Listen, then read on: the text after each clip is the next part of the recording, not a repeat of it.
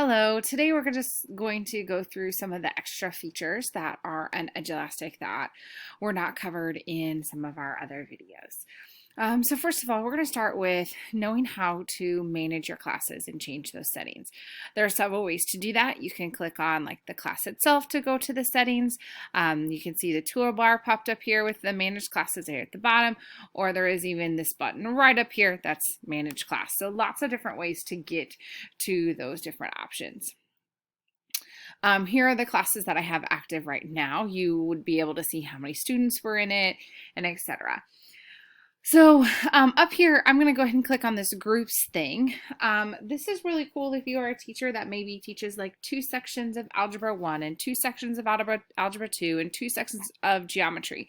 You could group those classes together so that instead of clicking through lots of random classes, you could just click your group Algebra 2 and it would assign it to all of the classes you had in that group.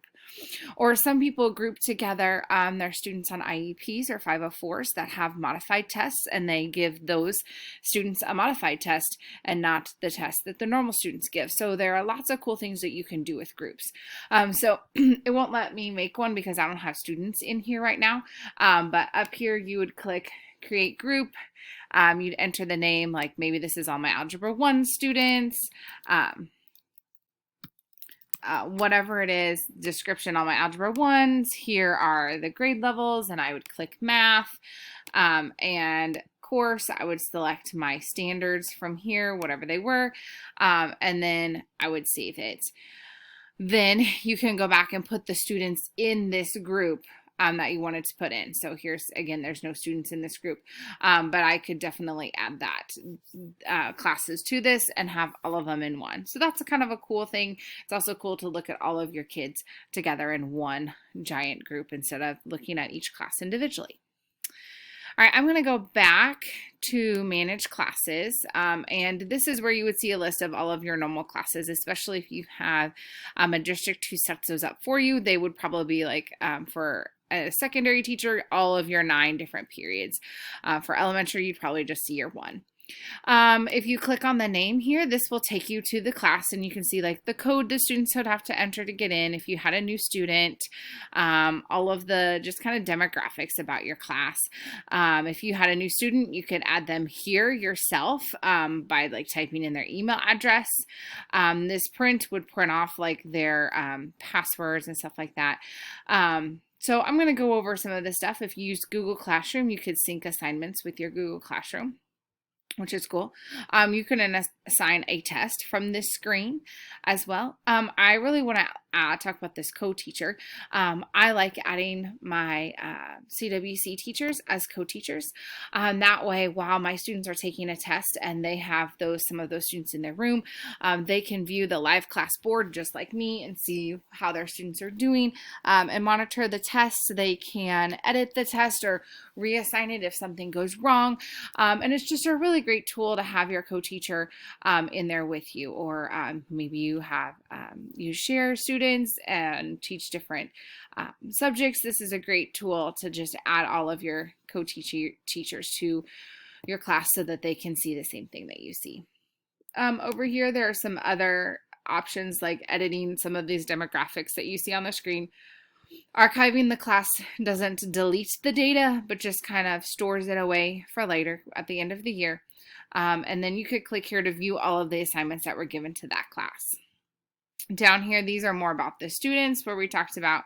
There are some extras here, like you can enable text-to-speech on questions. For certain students, there would be like a checkbox here for you to check, and then you would click enable it for students or disable it if they don't need it. You can remove students once they've moved away so they don't keep getting assigned assignments and popping up in your reports. You can reset a student's password or edit a student's name. I had a couple students who their last name was in as their first name and the first was in as their last, so I fixed those. Add them to a group, or if for some reason you got 2 students that have 2 accounts, you can merge them together. So different options. Down here is more for students, down here is more for teachers. So just kind of some things about class settings there. Now I'm going to talk about playlists. Once you really get into using Edulastic a lot, you're going to have lots of tests. I mean, if I think about a unit, I would have a pre-test, a couple formative assessments, a practice test, an actual unit assessment. Every quarter we have a benchmark to give.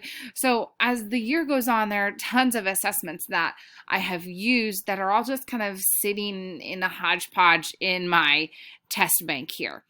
So instead of them being in there and me having to search through all the filters like I've shown you, we can do this thing called a playlist. When I click this, right now I am going to be seeing the entire library of playlists on Edulastic. So it's really cool if you are a 7th grade teacher in math, you could look at their ratio and proportion playlist and see some of the assessments that they already have preloaded on there. So that's kind of cool. The same with some of my other grade levels as well. I can create a playlist, and I had one on here somewhere. Let's see where it's at. Here we go. I got a couple here. Expressions and equations playlists that I made. And these playlists have some tests in them. I was trying to find one that had a little bit more. Just a second. Here we go. Like this one on rational numbers. So I'm going to click that, and you can see how this is set up as grade 6 and 7 in math. And here is one module, and there are several assessments in this module. So I kind of grouped all of the tests in this rational numbers unit in a module so that I didn't have to search through all of them and try and find the different assessments that I had. They were already right here. You could also use this module and assign it all to the students kind of at once instead of having to find all these individually. If you forgot what one of them was, the preview button here would open it up and you could see what the test was like and be like, oh yeah, I remember this one. You can share this module with co-teachers or other teachers that teach your units. If it's one from somebody else, you can try and clone it so you can use it yourself, and you can, of course, edit it. So to make your own playlist, you can go back to that playlist page where we were at, where it kind of listed all of them for us. And we can click up here, New Playlist. Then we would enter the name of whatever we were doing. I would probably enter the units that I'm using, some more info that you could write about it, and just some more information so that you knew what it was, and changing some more settings there. Then you would go up to manage content, and this is where you're actually adding different stuff. So maybe if this unit has 3 different parts, you would maybe want 3 different modules to it. Or maybe you want to do it by quarters, and you would have quarter 1, and you would have different modules for the different units you had in quarter 1. Lots of different ways that you could do this.